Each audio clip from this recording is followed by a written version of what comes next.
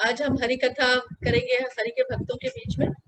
और हम सबसे पहले हरि सीता ठाकुरानी माता जी को धन्यवाद देते हैं, और आज उनकी माता जी भी यहाँ पे हैं तो उनको भी बहुत बहुत धन्यवाद देते हैं कि वो आज हमें आशीर्वाद दें।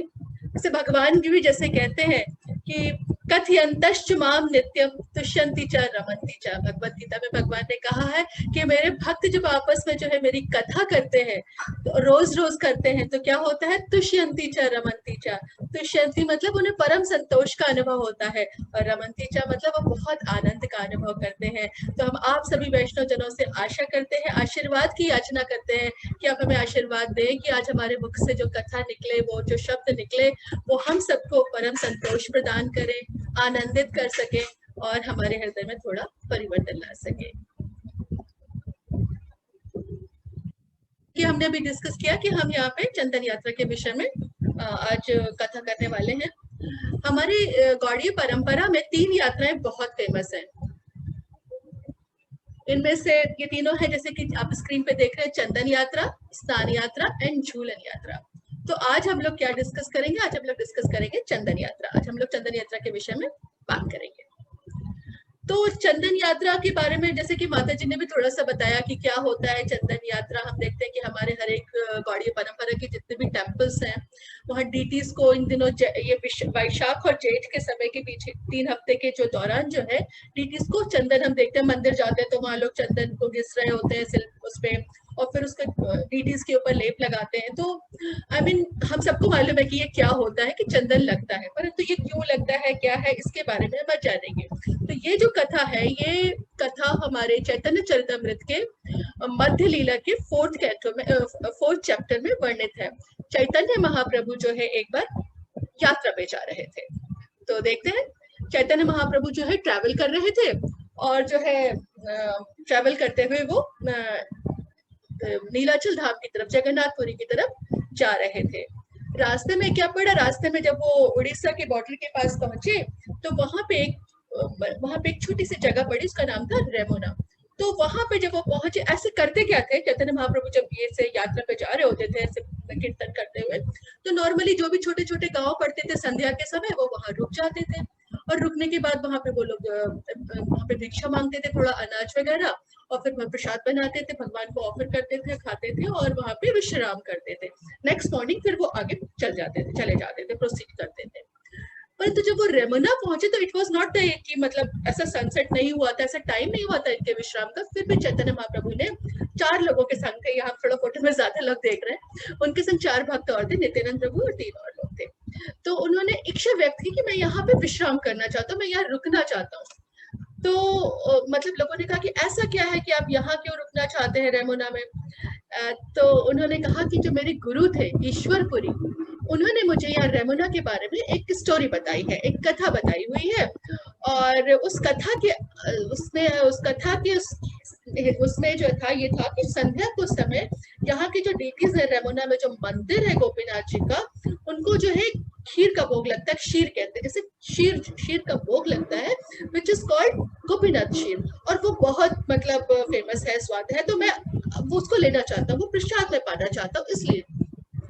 तो उनके जो संग में थे 4 लोग, उनको बड़ा आश्चर्य हुआ कि ये तो भाई सन्यासी है और ऐसे मतलब ऐसे कह रहे, पर वो लोगों ने कहा ठीक है, जरूर कोई खास बात होगी। तो वो लोग वहां रुक गए। तो चैतन्य महाप्रभु जी ने जो है संध्या के समय जाकर के दर्शन किए गोपीनाथ जी के, और जब वो गोपीनाथ जी के दर्शन कर रहे थे तो गोपीनाथ जी का जो है पुष्प मुकुट उनके मस्तक पर गिर गया, और उसके बाद वो बहुत आह्लादित हुए, बहुत ही प्रेम में विह्वल होकर के उन्होंने बहुत देर वहां नृत्य किया। संध्या काल में जो है वो वहां पे विश्राम कर रहे थे, तो उन्होंने जो अपने चारों जो उनके साथ में भक्त थे उनको जो है पास टाइम बताना शुरू किया, क्योंकि सबको क्यूरियोसिटी थी कि ईश्वरपुरी जी ने ऐसी कौन सी स्टोरी आपको बताई है भाई, जिसकी वजह से हम लोग जो है मतलब रुक रहे हैं, और फिर ये गोपीनाथ क्षीर क्या है, इसके बारे में जानना चाहते थे। तो सब लोग वहां पे विश्राम करने के लिए बैठे। अभी वो मंदिर में भोग चढ़ रहा था, मंदिर में भी संध्या की आरती हो चुकी थी, संध्या आरती हो चुकी थी, और जो है वहां पे मतलब क्षीर का भोग जो लगता है भगवान को, वो लग रहा था। तो इन्होंने यहाँ पे मीन टाइम जो है यहाँ पे स्टोरी बताने लगे उनको। तो ये स्टोरी इस तरह से है कि जो है जो माधवेंद्रपुरी है, माधवेंद्रपुरी जो है वो ईश्वरपुरी के गुरु है। तो जो चैतन्य महाप्रभु है उनके दीक्षा गुरु है ईश्वरपुरी, और ईश्वरपुरी के दीक्षा गुरु है माधवेंद्रपुरी। तो ये स्टोरी है माधवेंद्रपुरी की। और इसी स्टोरी में हम जानेंगे कि चंदन यात्रा क्या होती है, चंदन यात्रा कैसे आरंभ हुई इत्यादि। तो सबसे पहले हम थोड़ा सा माधवेंद्रपुरी जी के बारे में जानेंगे।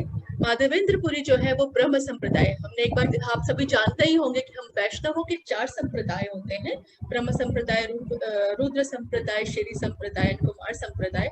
उसमें से जो ब्रह्म संप्रदाय है, ब्रह्म संप्रदाय के आचार्य मध्वाचार्य की जो परंपरा है, उसी परंपरा से ये दीक्षित सन्यासी थे।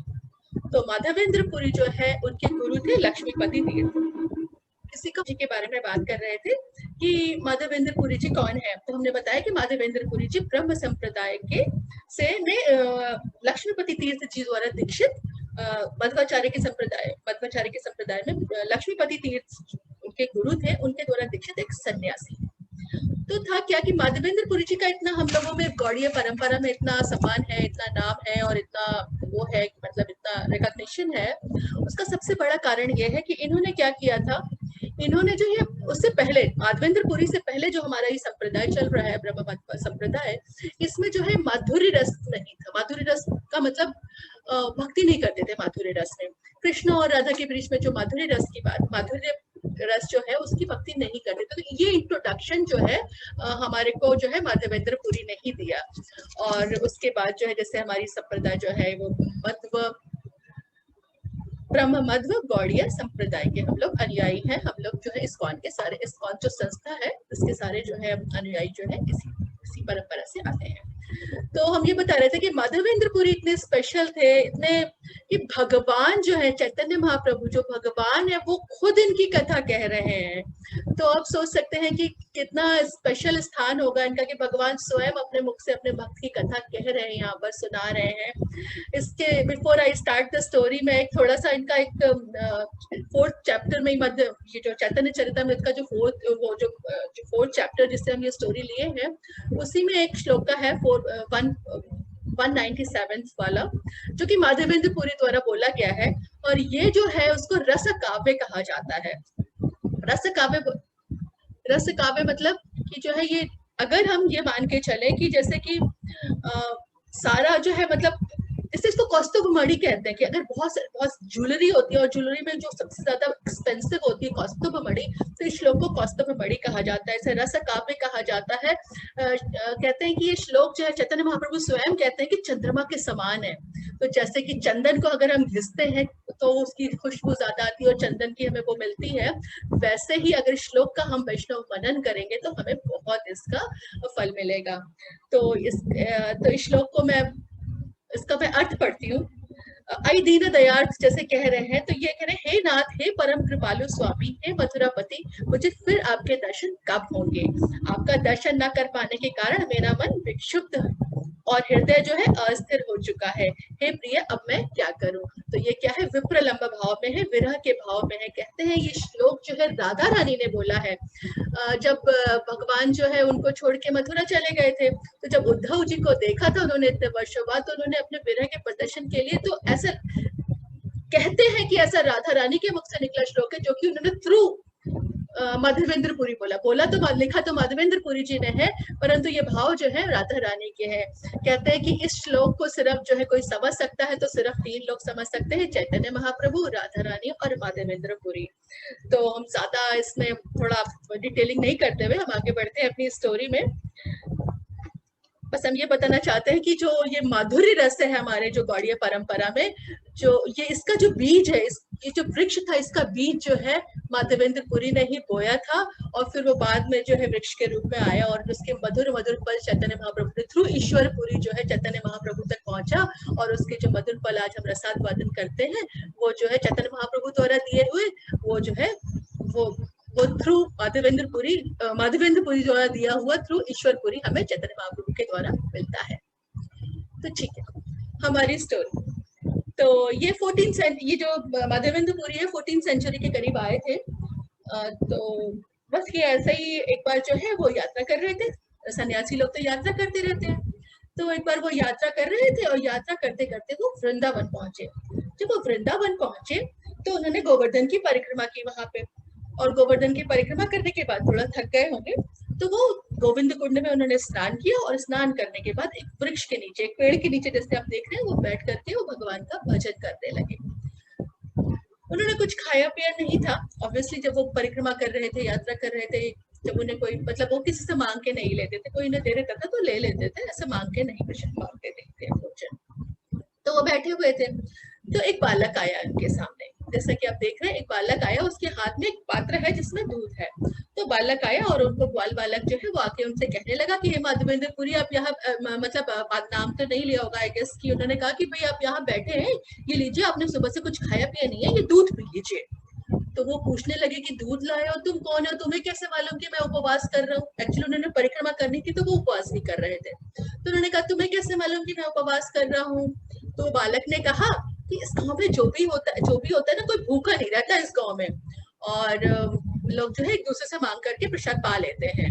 अभी कुछ देर पहले यहाँ कुछ लेडीज थी, कुछ स्त्रियां थी, उन्होंने जो है उन्होंने देखा आपको, तो उन्होंने समझ गई कि आप जो है आपने कुछ लिया नहीं है, इसलिए उन्होंने मुझे ये दूध का पात्र लेके भेजा है कि मैं आपको दे करके आऊँ, आप इसे ले लो फटाफट, और मुझे जो है गाय धोने जाना है, मैं जा रहा हूँ, तो हाँ आप इसे पी के रखना, मैं बर्तन लेने अभी आता हूँ। कह करके वो बालक चला गया।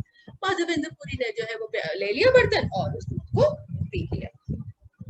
दूध पीने के बाद उन्हें वो दूध तो बहुत स्वाद लगा, फिर दूध पीने के बाद उन्होंने उस बर्तन को धुला, धुल करके उस लड़के का राह देखने लगे कि जो बालक उन्हें दे के गया है अभी, वो आता होगा, उसने कहा था ना कि मैं अभी आता हूँ गाय दूध करके, अब ये बर्तन वापस ले लूंगा। तो वो रास्ता देखने लगे कि अब आता होगा, अब आता होगा, करते करते सांझ हो गई, लेकिन वो बालक तो नहीं आया। वो बहुत देर इंतजार करते रहे, लेकिन वो बालक नहीं आया, और उनकी वो भगवान का नाम लेते रहे, वो खाली क्या, भक्त लोग तो सिर्फ भगवान का नाम लेते रहते हैं, तो वो भगवान का नाम लेते रहे, और उन्हें पता नहीं चला कब उन्हें नींद लग गई। जब उन्हें नींद लगी तो उन्हें नींद में एक सपना आया, और सपने में कौन आया, वही बालक आया। तो जो बालक उन्हें दूध देके गया था, वही बालक उनके सपने में आया, और उनका हाथ पकड़ करके उन्हें कुंजों में ले गया, और कुंजों में ले जाके कहने लगा कि जो है मैं यहाँ हूँ, मैं यहाँ पे जो हूँ, मैं यहाँ पे बहुत कष्ट पा रहा हूँ, मैं इसी झाड़ी के नीचे हूँ, और इस झाड़ी के नीचे मुझे क्या हो रहा है, ठंडक के दिनों में इतनी ज्यादा ठंडक लगती है, बारिश के दिनों में इतनी बारिश, मतलब मेरे ऊपर पानी पड़ता है, गर्मी के दिनों में इतनी गर्मी लगती है, मुझे हवा चलती रहती है, मुझे यहाँ से निकालो, मुझे यहाँ से निकालो, मुझे यहाँ से निकालो, मेरा नाम गोपाल है, मैं जो हूँ, मैं ही इसको, मैं यहाँ का अधिकारी हूँ, मैंने ही ये पर्वत धारण किया हुआ है, गोवर्धन पर्वत के लिए कहते हैं, मैंने ही ये पर्वत धारण किया हुआ है, मुझे यहाँ से निकालो और मुझे पर्वत की चोटी पर स्थापित करो। तो मुझे वज्र ने बनाया था, मेरी स्थापना की, वज्र ने मेरी स्थापना की थी, और समहाउ जो है कुछ पुजारी जो है वो कुछ आक्रमण हुए थे, तो वो पुजारी ने मुझे यहाँ छुपा दिया था, मुझे यहाँ से निकालो।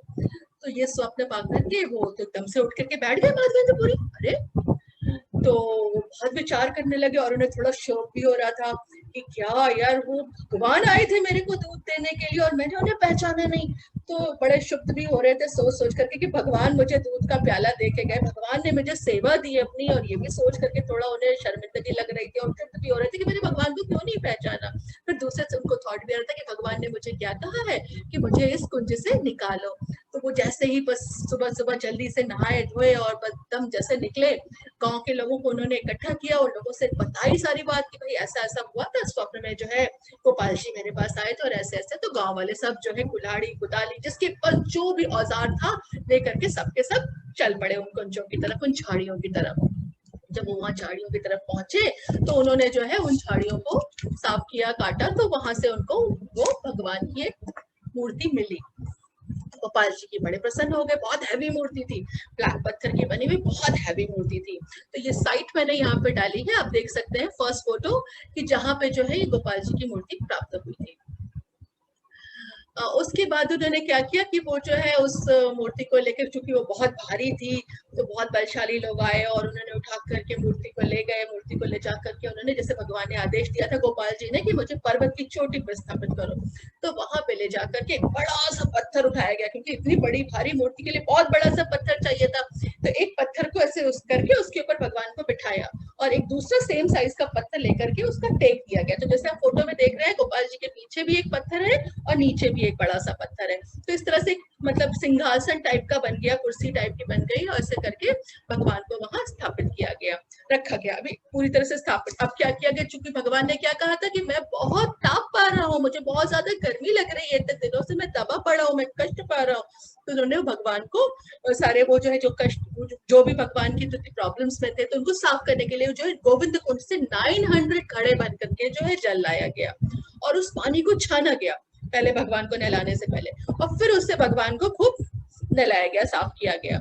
और फिर उसके बाद क्या किया गया, उसके बाद भगवान का अभिषेक किया गया। कहते हैं कि भगवान को जब वो करते हैं, मतलब भगवान को वो जैसे हरि भक्ति विलास में कहा गया है कि जब भगवान को नहलाते हैं, जैसे हम जैसे नॉर्मल लैंग्वेज में कहते हैं, तो उसमें दूध और दही मिलाना चाहिए, उससे क्या, और साथ में जो है ओम ओम भगवते वासुदेव नामा का जाप भी करना चाहिए, तो उससे सारे मंगल दूर होते हैं। तो ऐसे करके किया गया। 900 जो घड़े भर के लाए थे ना गोविंद कुंड से, उससे भगवान को ऐसे उनको नहलाया गया। उसके बाद उनका अभिषेक किया गया। तो अभिषेक करने से पहले क्या किया कि खूब सारा तेल ला करके उन्हें खूब मला गया, क्योंकि वो काले ब्लैक कलर का पत्थर था, श्यामा वर्ण का पत्थर, तो वो खूब चमक गया, खूब तेल से उसे रगड़ रगड़ के मला गया। और मलने के बाद क्या किया गया, उसके ऊपर जो है पंचगव्य से पहले अभिषेक किया गया, फिर पंचामृत से अभिषेक किया गया। पंचगव्य जो गाय से प्राप्त होने वाली 5 चीजें होती है, दूध, दही, घी, गोमूत्र एंड गोबर, तो इन पांचों के मिश्रण से पंचगव्य से पहले भगवान का अभिषेक किया गया, फिर उसके बाद पंचामृत से भगवान का अभिषेक किया गया। पंचामृत में भी दूध, दही, घी, शहद और चीनी, तो इससे भगवान का अभिषेक किया गया खूब अच्छे से। फिर उसके बाद क्या किया गया, अभिषेक हो गया, उसके बाद फिर से तेल लगाया गया, इस बार सुगंधित तेल खूब बढ़िया से रगड़ रगड़ के खूब अच्छे से मला गया। फिर उसके बाद उनको फिर से नहलाया गया, सुगंधित जल से नहलाया गया। तो इस तरह से भगवान को अच्छे से अभिषेक किया गया, और सारे मंत्रोच्चार के संग किया गया, जो भी मतलब, क्योंकि माधवेंद्र पुरी जी कर रहे थे तो उन्हें तो सारे विधियां आती थी, मंत्रोच्चार और वगैरह की जो भी, तो उन्होंने पूरे कायदे से सारी विधि वगैरह से भगवान को जो है अभिषेक किया गया। अभिषेक करने के बाद भगवान को नए नए कपड़े पहनाए गए। देख रहे भगवान कितने सुंदर सजे हुए दिख रहे हैं इस फोटो में, तो भगवान को खूब अच्छे अच्छे से वस्त्र पहनाए गए, और उसके बाद उनको क्या, चंदन की, तुलसी की, पुष्पों की माला पहनाई गई। उसके बाद सबको धीरे धीरे खबर लगने लगी गांव में, गांव तो क्या आसपास के गांव में भी खबर लगने लगी, तो लोग क्या क्या कुछ कुछ कुछ कुछ लेकर के आने लगे, भगवान की प्रतिष्ठा हो रही है यहाँ पे। इस तरह से करते करते भगवान की वहां पे प्रतिष्ठा की गई।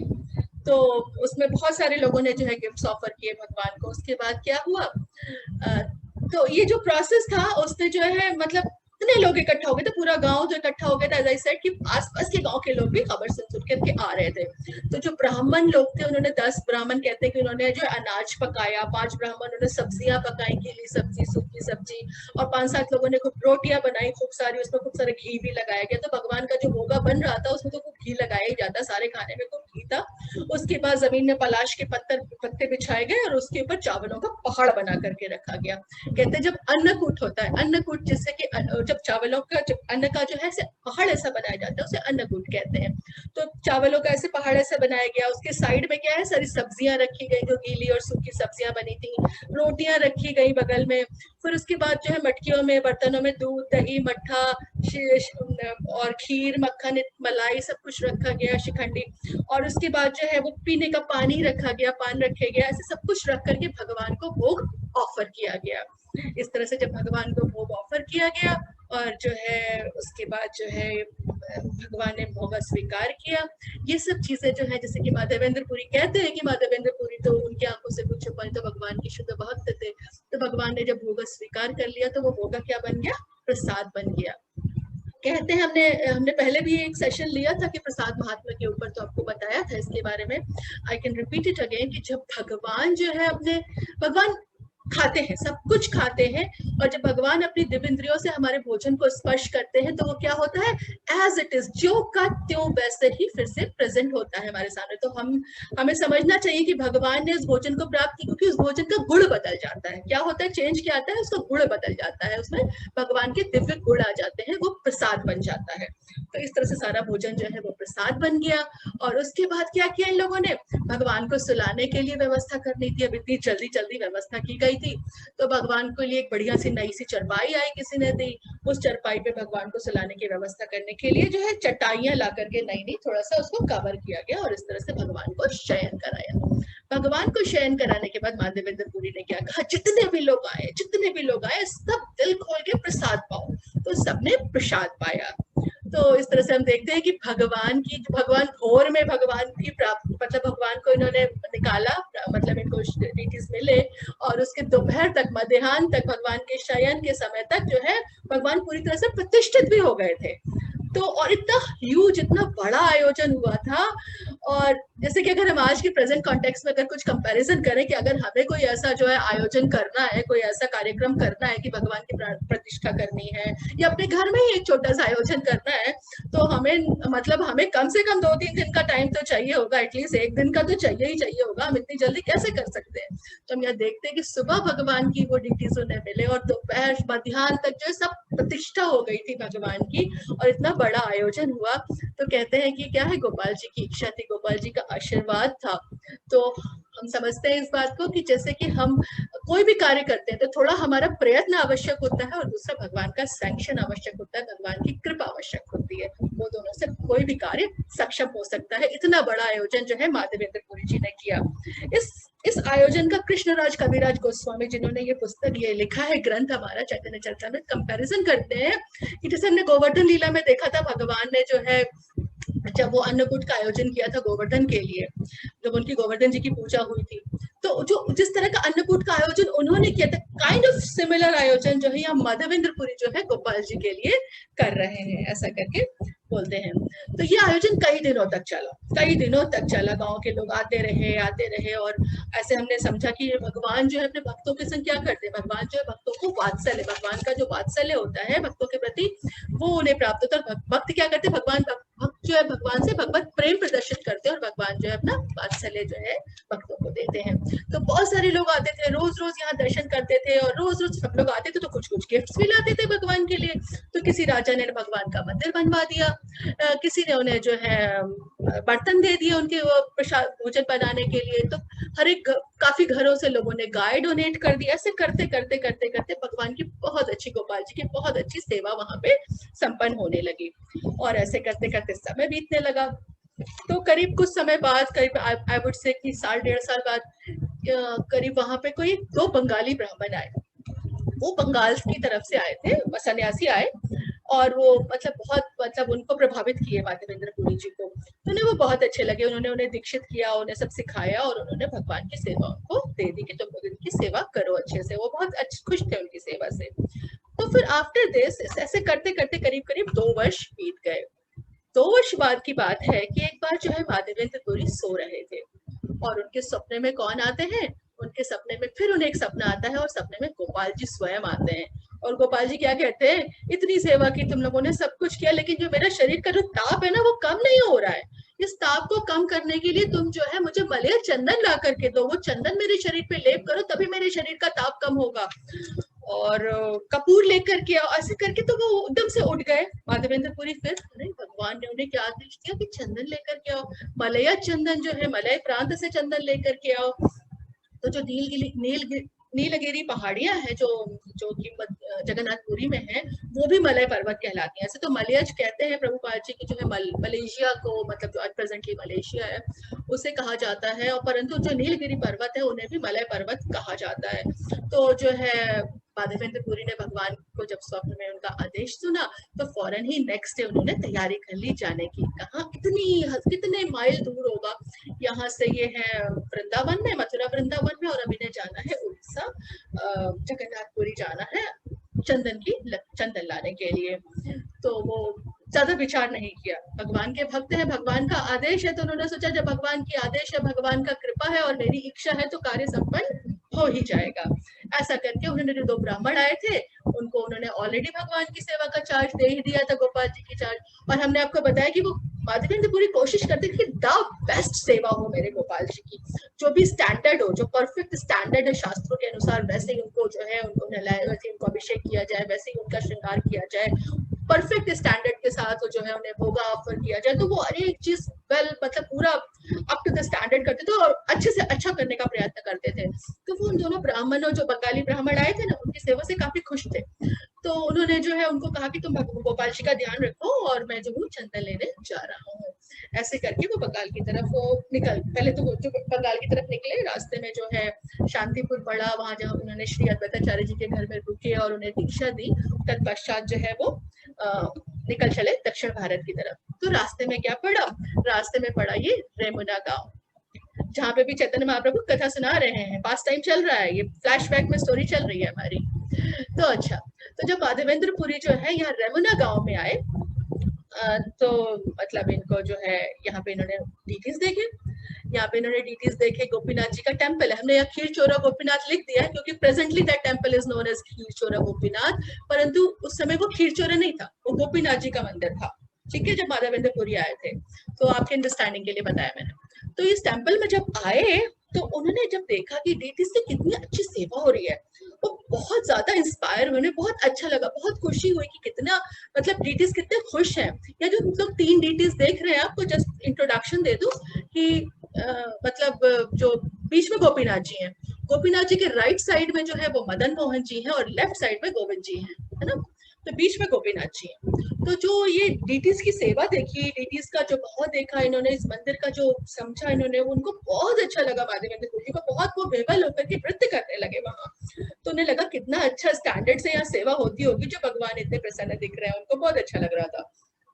तो उन्होंने जो है वहां के जो पुजारी वगैरह थे उनसे इंक्वायरी करनी शुरू की कि आप लोग, मतलब वो वैसी ही सेवा अपने गोपाल जी की करना चाहते थे, क्योंकि बहुत मतलब ऐसे अच्छी से अच्छी सेवा करना चाहते थे गोपाल जी की। तो उनसे पूछने लगे कि आप लोग भोगा कैसे लगाते हैं, क्या बनाते हैं, कैसे देते हैं। तो वो उनको सब बताने लगे वहां के पुजारी, सब डिटेल में। तो उसे बताते बताते वो बताने लगे कि शाम के समय हम लोग क्या करते हैं, भगवान को जो है 12 बर्तनों में, 12 पॉट्स में जो है हम क्या करते हैं, भगवान को जो है क्षीर ऑफर करते हैं, खीर जिसे कहते हैं, क्षीर ऑफर करते हैं और उसे जो है गोपीनाथ क्षीर कहा जाता है। तो 12 पॉट्स में हम शाम को संध्या आने से पहले उसे ऑफर करते हैं और वो इतना स्वाद होती है, वो इतना स्वाद होती है, इतनी फेमस है वो खीर कि लोग उसे जो है क्या कहते हैं, अमृत के समान उसका स्वाद होता है, तो उसको अमृत केली कहते हैं, अमृत क्षीर कहते हैं। तो ये जब सुना उन्होंने और उसी समय जब ये बातें हो रही थी, उसी समय जो पुजारी जो भगवान का भोगा लेकर के आए। तो जब भगवान का भोगा लेके आते हैं तो कहते हैं कि भगवान के भोगा को देखना नहीं चाहिए, तो हम लोग उसे कवर करके ले जाते हैं भगवान के मंदिर तक। अगर रास्ते में कोई देख मिले तो देखना नहीं चाहिए, क्योंकि भगवान सबसे पहले देखे तो अच्छी बात है, भगवान का भोगा है, भगवान को ऑफर करने जा रहे हैं, पहले भगवान लेंगे उसके बाद वो। तो अगर कोई देखेगा तो शायद उसको मतलब गलत भाव आ जाए उसके हृदय में, तो उसको ढक के ले जाते हैं। परंतु जब वो स्टोरी बता रहे, वो बातें कर रहे थे, डिस्कशन माधवेंद्र पुरी अन्य पुजारियों से कि कैसे कैसे, वो जब अमृत केली का जिक्र आ रहा था, उसी समय जो है वो संध्या का समय था, हाथ में लेकर के पुजारी जो है वो मंदिर की तरफ, वो लेडीज की तरफ आए और वो उनको खीर ऑफर करने जा रहे थे। तो वहीं पे वो थे माधवेंद्र पुरी डीटी के बिल्कुल क्लोज। तो उन्होंने जब वो हटाया, वो जो ढका हुआ था केली का पात्र, वो जो खीर का पात्र, उसको हटाया ऐसे, तो उनकी निगाह पड़ी माधवेंद्र पुरी की, जो 12 पॉट्स में जो ये जो क्षीर थी 12 पॉट्स में से मिट्टी के पॉट्स में रखते हैं, तो इसकी उनको दिखा। तो उनके अंदर इच्छा हुई कि अगर ना, वैसे हमने आपको बताया कि वो परमहंस से मांगते नहीं है किसी से कुछ, पर उनको इच्छा हुई कि अगर कोई बिना मांगे थोड़ी सी खीर मुझे चखने को दे देना, तो मैं वैसे ही टेस्ट की खीर जो है अपने गोपाल जी को बना के दूंगा। ऐसे करके उनकी इच्छा हुई और अचानक से उन्हें लगा, हे भगवान, ये मुझे क्या इच्छा होगी, अभी तो भगवान ने भोगा पाया नहीं और मुझे ऐसी इच्छा हो गई। वो अपने, उनको बड़ी ग्लानि होने लगी, उन्हें लगा कि मैंने तो बहुत बड़ा अपराध कर दिया, मैंने अपराध कर दिया कि मैंने भगवान को भोगा ऑफर होने से पहले ही उसको पाने की इच्छा कर ली। और उनको बड़ा ग्लानि हुआ, बड़ा बुरा लगा उनको कि जो है मैंने ऐसा अपराध क्यों कर दिया। तो फिर वो मतलब क्या किया कि जो है वो भगवान से क्षमा मांग रहे होंगे और फिर उसके बाद थोड़ी देर वेट किए, उसके बाद जो है जैसी आरती खत्म हुई, वो भगवान को प्रणाम करके फौरन मंदिर से निकल गए। तो हम आपको बता रहे थे कि वो परमहंस थे। परमहंस क्या होते हैं, षट मतलब विजित षटगुण तो होते ही है, षटगुणों पे जो कामक, क्रोध, लोभ, मोह, मत्सर, तृष्णा ये सब होती है, उसमें तो विजय प्राप्त किए ही होते हैं। लेकिन वो क्या होता है, वो नींद पे, भोजन करने की वो और इंद्रिय तृप्ति पे भी उनका पूरा विजय होती है, पूरी कंट्रोल होती है। तो नींद पे पूरा विजय प्राप्त होता है, भोजन पे और इंद्रिय तृप्ति पे। तो since he was a paramahamsa, तो वो क्या था, उनको भूख का ऐसा नहीं था, वो मांगते नहीं थे किसी से भोजन, मिल जाता था तो ले लेते थे, जैसे मैंने आपको पहले भी बताया। नींद का भी नहीं था, रात भर वो भगवान का भजन कीर्तन करते रहते थे। तो वो एक निर्जन बाजार में जाकर के बैठ गए और उन्हें थोड़ा ग्लानि तो थी कि मुझसे अपराध कैसे हो गया, ये मैंने भगवान का प्रसाद पाने की, भगवान को भोग लगने से पहले ही मैंने कैसे उसको पाने की इच्छा कर ली। ये सब सोचते हुए भगवान का भजन कर रहे थे, भगवान से क्षमा प्रार्थना कर रहे थे, और करते करते उन्हें जो है वो अपना वो समय निकाल रहे थे। इधर क्या हुआ, इधर ये मंदिर में भगवान को तो भोगा चढ़ा, भोगा चढ़ने के बाद वो किसी ने ध्यान नहीं दिया, कब माधवेंद्र पूरी आरती वारती के बाद चले गए ऐसे करके। और इधर जो है पुजारी ने भगवान को शयन कराया, भगवान को शयन करा के जो इस मंदिर का पुजारी था, गोपीनाथ जी के मंदिर का, वो किसके थे, माधवेंद्र पुरी गोपाल जी के, तो यू रिमेम्बर दैट। तो गोपीनाथ जी के मंदिर का जो पुजारी थे वो शयन करा के भगवान को पट बंद करके जाकर के अपने रूम में सो गए। अब while he was sleeping, कौन, वो जो पुजारी थे गोपीनाथ जी के, जब वो सो रहे थे तो उन्हें फिर स्वप्न में कौन आए, गोपीनाथ जी, उनको भी स्वप्न आया और स्वप्न में आए गोपीनाथ जी। तो आप लोग ध्यान रखिएगा कितने सपने आ रहे हैं और किसको किसको आ रहे हैं और कौन कौन आ रहा है सपनों में। अच्छा, तो जब पुजारी के सपनों में जब गोपीनाथ जी आए तो उन्होंने कहा कि जो है पुजारी, जो मैंने जो है एक खीर का पात्र, तुमने शायद ध्यान नहीं दिया, तुम्हें मैंने माया से विमोहित हो गए मेरी, और तुमने मतलब मैंने तुम्हें वो कर दिया था और तुम देख नहीं पाए, एक खीर का पात्र जो है मैंने अपने कपड़ों के पीछे पर्दा बना करके उसके पीछे छुपा लिया था, तो उठो और जाओ वो खीर का पात्र उठाओ वहां से, और उठा करके जाओ बाजार में, वहां पे एक सन्यासी होगा उसका नाम है माधवेंद्र पुरी, उसको दे करके आओ ये खीर। पुजारी उठ गए एकदम, कहते ये क्या मतलब, ये वो सो सरप्राइज कि कैसे भगवान ने ऐसे आदेश दिए। तो वो अब उठे और सो गए थे चूंकि वो, तो उन्हें लगा कि मंदिर का पट खोलने से पहले मुझे स्नान करना चाहिए, तो उन्होंने नहाया धोया स्नान किया, फिर जाकर के मंदिर खोला, पट खोला, और उन्होंने भगवान का जो उन्होंने कहा था ना कि मैंने अपने कपड़ों के पर्दे के पीछे, तो उन्होंने उनका कपड़ा हटाया तो देखा कि उनके कपड़ों के पीछे एक खीर का पात्र सचमुच रखा हुआ था, जो कि भगवान कह रहे थे कि मेरी माया के कारण तुम उसे देख नहीं पाए। तो वो उन्होंने उठाया और ही वाज लाइक वाह, और उन्होंने फिर उस जगह को साफ किया जहाँ पे खीर का पात्र था, फिर मंदिर में भगवान का मन किया और फौरन भागते भागते मार्केट की तरफ पहुंचे कि भाई ये कौन है जिनके लिए भगवान ने खीर छुपाई, भगवान ने मतलब चोरी की। तो ऐसे करते करते वो जो है मार्केट में गए और वो आवाज देने लगे, भाई माधवेंद्र पुरी किसका नाम है, माधवेंद्र पुरी किसका नाम है, माधवेंद्र पुरी किसका नाम है, ऐसे करके जो है वहां पे गए तो उन्होंने देखा एक पेड़ के नीचे जो है एक सन्यासी जो है वो भगवान का जप कर रहे हैं, और ही रिकॉग्नाइज कि वो आए थे मंदिर में ऐसे करके। तो वो गए और उन्होंने माधवेंद्र पुरी को वो खीर का प्याला दिया और क्या कहा कि आप तो तीनों लोकों में परम भाग्यशाली हैं, आपको तो भगवान ने आपके लिए चोरी करी। तो हम इस बात पे यहाँ थोड़ा सा डिस्कस करेंगे, चोरी करी भगवान ने। अगर हम चोरी वर्ड को कैसे लेते हैं कि अगर इस भौतिक जगत में, इस मटेरियल जगत में कोई चोरी करता है तो उसे क्या कहते हैं, अपराध मानते हैं हम लोग, कहते हैं बहुत बड़ी गलत बात करा, किसी ने अपराध कर दिया, चोरी किया। लेकिन जब भगवान ने चोरी करी तो ये क्या है, आध्यात्मिक जगत में, स्पिरिचुअल उसमें क्या, भगवान ने जब चोरी की तो क्या ऐसे भक्तों को आनंद मिल रहा है, कितना प्रसन्न हो रहे हैं, वो कह रहा है कि आप कितने भाग्यशाली है कि आपके लिए भगवान ने चोरी किया। तो हमको इसे समझेंगे, हम इस तरह से समझेंगे कि चोरी की क्रिया भी भगवान के संग जब जुड़ती है तो कितनी दिव्य हो जाती है, दिव्य आनंद प्रदान करती है। तो हाँ, तो फिर वो पुजारी ने ये प्याला इनको दिया और देने के बाद पुजारी ने दंडवत प्रणाम किया। पुजारी ने कोई भेद नहीं किया कि ब्राह्मण है नहीं है, कि वो समझ गया कि कितने उच्च है, कितने परमहंस है कि भगवान ने इनके लिए चोरी की, और उन्होंने दंडवत प्रणाम किया इनको, माधवेंद्र पुरी को, और वो उसके बाद वहां से चले गए पुजारी। उस पुजारी के जाने के बाद, वो पुजारी के सामने ही एक्चुअली जब उन्होंने खीर का प्याला प्राप्त किया माधवेंद्र पुरी ने, तो वो डांस करने लगे ना, भाव विवल हो गए, नृत्य करने लगे कि मतलब उनको आवेश आ गया कि भगवान ने मेरी भी खीर चोरी करी। और वो सब देख करके वो भी बहुत प्रसन्न हुए पुजारी, और वो चले गए। पुजारी जब चले गए तो थोड़ी देर बाद जो है माधवेंद्र पुरी ने इस प्याले से खीर को ग्रहण किया, उसने उस खीर को प्राप्त किया, उस प्रसाद को लिया। प्रसाद को पाने के बाद जो है माधवेंद्र पुरी बहुत आनंदित हुए, और आनंदित होने के बाद वो बहुत ही आनंद मगन हो गए। फिर उन्होंने खीर खाने के बाद क्या किया, उस प्याले को धुला, उसको फेंका नहीं, मिट्टी का पात्र था, मिट्टी का ही होता है, उसको धुला और उसको जो है उसके खूब सारे टुकड़े किए, और टुकड़े करने के बाद सारे टुकड़े जो है साफ कपड़े में, अपना धोती का कोई कपड़े का जो अंगवस्त्र का कोई कपड़ा होगा, जो आई बिलीव कि किसी कपड़े में उन्होंने बांध करके साफ रख लिया। और फिर वो क्या करते थे, एवरी डे वो एक पीस उसमें से लेके खाते थे, और वही दिव्य आनंद उनको मिलता था जो उन्हें खीर खाने से मिला था। तो ऐसा करते थे माधवेंद्र पुरी जी। तो उसके बाद क्या हुआ कि अब माधवेंद्र पुरी जी को लगा कि अब तो लोगों को पता चल जाएगा कि भगवान ने मेरे लिए खीर चुराई थी, पुजारी तो बताएंगे ही, तो फिर लोग में नाम हो जाएगा, फिर लोग मेरे को मिलने आएंगे, मेरा यश होने लगेगा कि मैं भगवान मतलब भगवान ने मेरे लिए खीर चुराई। तो इस यश के उससे बचने के लिए इस लोगों की जो है उनको जो लोग उनको आकर के एडमायर करते हैं वो सबसे बचने के लिए वो उसी रात जो है वहां से रमुना से चल पड़े कहा जगन्नाथपुरी के लिए जो उनका डेस्टिनेशन था। और साथ में एक चीज यहाँ कंक्लूड करते हैं हम, उसके बाद से जब भगवान की ये स्टोरी सबको पता चली तो भगवान का जो गोपीनाथ का टेम्पल था वो आज भी क्या कहलाता है, खीर चोरा गोपीनाथ। आप कभी बालासोर जाएंगे तो बालासोर के रेमुना जगह रेमुना नाम की एक छोटी जगह है, वहां ये खीर चोरा गोपीनाथ जी का टेम्पल है। तो उसके बाद जो है वो टेम्पल आज तक जो है खीरचोरा गोपीनाथी कहलाता है। उसके बाद जो है माधवेंद्रपुरी जो है जगन्नाथपुरी चले गए, जो उनका डेस्टिनेशन था वो जगन्नाथपुरी जाने के लिए ही निकले थे, क्योंकि उन्हें क्या लेना था, वो मलयज चंदन चाहिए था। चंदन जो है मंगवाया था गोपाल जी ने अपने शरीर के ताप को कम करने के लिए, तो उसको लेने के लिए वो वहां गए। जब वो पूरी गए तो पूरी में कई लोग उन्हें पहचानते थे, मतलब पुराने सन्यासी थे, पहले से जानते थे लोग उन्हें, तो उन्होंने वहां जाकर के गोपाल जी की कथा बताई लोगों को, अपने जानने वालों को। उन्होंने बताया कि गोपाल जी ने इच्छा की है कि उनके लिए मैं चंदन लेकर के आऊं।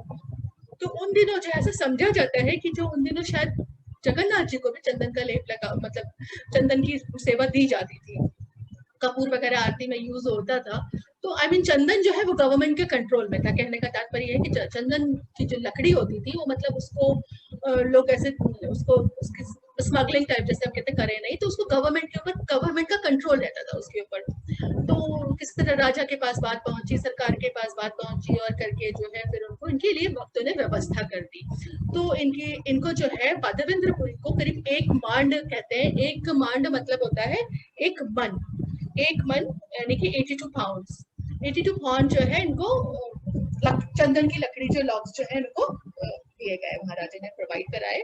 और साथ में इनको जो है करीब 20 तोला उसका कपूर का इन्होंने मुझे मिला, दैट इज 8 करीब 8 आउंस। और ये ले करके, और साथ में उनको एक ब्राह्मण दिया गया, एक सेवक दिया गया, इतना सारा कैरी करके ले जाने के लिए इनको प्रोवाइड कराया गया। और साथ में इनको बहुत सारे डॉक्यूमेंट्स दिए गए, क्योंकि चंदन की लकड़ी एज अ सेट की मतलब बहुत मुश्किल होता था उसको, और उस समय एक स्टेट से दूसरे स्टेट को क्रॉस करना, रास्ते में मुस्लिम्स का भी राज्य पड़ता था, वो लोग जो है मतलब इनको परेशान करते, तो इसलिए इनको बहुत सारे डॉक्यूमेंट्स दिए गए कि मतलब ये क्यों ले जा रहे हैं, किस लिए ले जा रहे हैं, और वो जिससे कि उन्हें कोई परेशान न करे। और थोड़ा धन भी दिया राजा ने, जिससे कि इनका रास्ते का जो खर्चा हो वो भी निकल जाए। तो ये सब करके ये लकड़ी लेकर के, चंदन का जो था वो लेकर के निकल के चल पड़े अपने वृंदावन की तरफ, मथुरा की तरफ, अपने गोपाल जी के लिए चंदन की लकड़ी लेकर के। रास्ते में फिर से वही रेमुना गांव पड़ा, फिर वो रुके। इच्छा तो थी, प्रेम तो था ही उन्हें, गोपीनाथ जी से भी आ रहा था, तो वो रुके वहां पे। और रुकने के बाद उन्होंने गोपीनाथ जी के दर्शन किए, और सब कुछ करने के बाद जो है उन्होंने फिर जो है जो भी वहां पे विश्राम करने के लिए वो विश्राम किया उन्होंने वहां पे। जब वो विश्राम कर रहे थे तो अगेन इन्हें स्वप्न आया, और अब इनके स्वप्न में कौन आया, अब गोपाल जी इनके स्वप्न में आए। गोपाल जी जो है माधवेंद्रपुरी के स्वप्न में आकर के क्या कहते हैं कि मुझे मिल गया तुम्हारा चंदन कपूर सब कुछ, अब तुम ऐसा करो, जो गोपीनाथ है ना, is not different than me, वो मुझसे भिन्न नहीं है, मुझमें और गोपीनाथ में कोई अंतर नहीं है। जो है तुम गोपीनाथ जी को जो है एवरी डे, जो उनको कल से तुम क्या करो, चंदन और कपूर का जो है मिक्सचर बना करके उनके शरीर पे लेप लगाओ, और उससे क्या होगा, मेरे शरीर का ताप कम हो जाएगा। तो ऐसे करके उन्होंने उनको आदेश दिया। तो भगवान की कृपा देखिए, भगवान नहीं चाह रहे होंगे कि उनके मतलब इतना मेहनत कर रहे हैं, उन्होंने इतना एफर्ट किया था, उन्होंने माधवेंद्रपुरी ने कहाँ से लेकर के आए थे, तो भगवान ने उन्हें आदेश दिया कि तुम ऐसा करो। तो फिर सुबह उठे माधवेंद्रपुरी, उन्होंने लोगों से बताया कि ऐसा आदेश मिला है, और फिर उन्होंने लोगों को अपॉइंट किया कि लोग चंदन और कपूर को मिला के घिसे। और फिर अगले दिन से क्या हुआ, गोपीनाथ जी को चंदन का लेप लगा, एंड दैट्स हाउ दिस चंदन यात्रा बिगिंस, ऐसे चंदन यात्रा की शुरुआत हुई।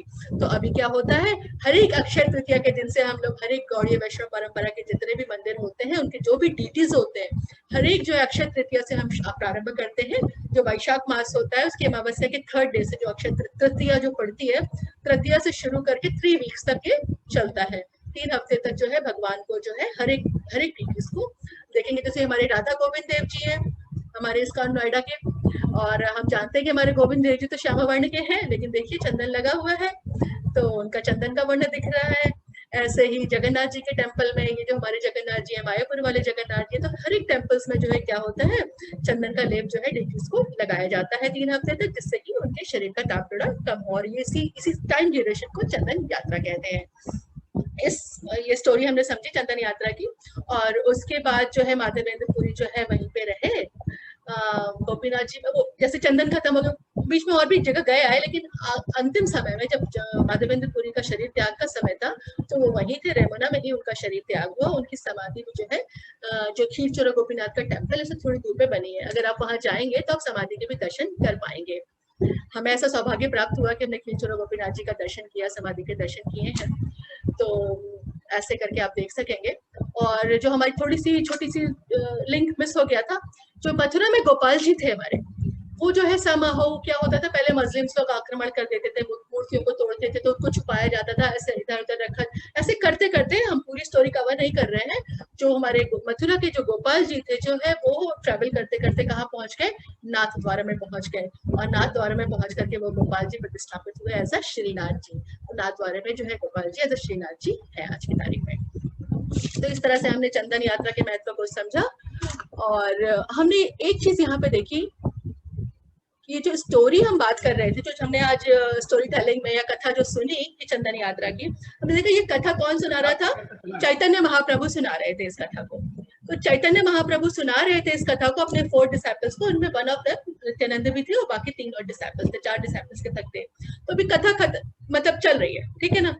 तो कथा चल रही है, तो वो सुना रहे हो, क्या कह रहे हैं, वो नित्यानंद जी से कह रहे हैं कि माधवेंद्र पुरी के समान इस जगत में कोई भाग्यशाली है ही नहीं।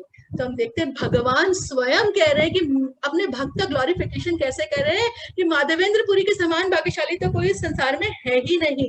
वो और क्या कहते हैं कि भगवान जो अपने भक्तों के प्रति क्या प्रदर्शित करते हैं, वात्सल्य रस का प्रदर्शन करते हैं। तो कहते हैं देखो माधवेंद्र पुरी के लिए भगवान ने क्या क्या नहीं किया, उनके लिए दूध ला करके दिया उनको पीने के लिए, उनको अब मैंने तो एक आपका क्वेश्चन आंसर ही थोड़ा सा दे दिया कि 3 बार उनके पास सपने में आए और उन्होंने क्या किया, उनकी सेवा लेने के लिए, माधवेंद्र पुरी से सेवा लेने के लिए गोपाल विग्रह के रूप में आए, उनके प्रेम में वशीभूत होकर के उनकी सेवा स्वीकार करी।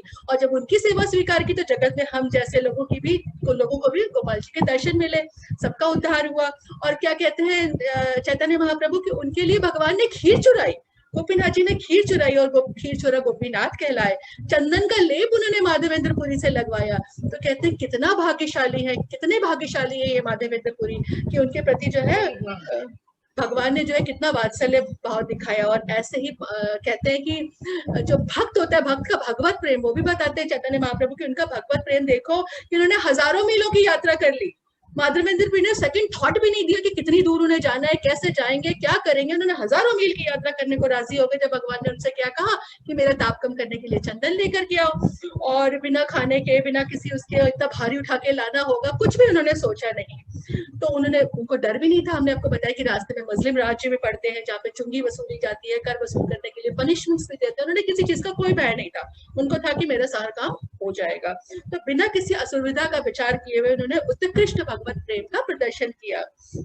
तो कहते हैं गोपाल जी दिखाना चाहते थे कि माधवेंद्र पुरी कृष्ण से कितना प्रेम करते हैं, उन्होंने कितनी कठिनाई, परिश्रम, भूख नींद जो है सबको छोड़ करके सिर्फ भगवान के प्रेम के वशीभूत होकर के सारे कार्य किए।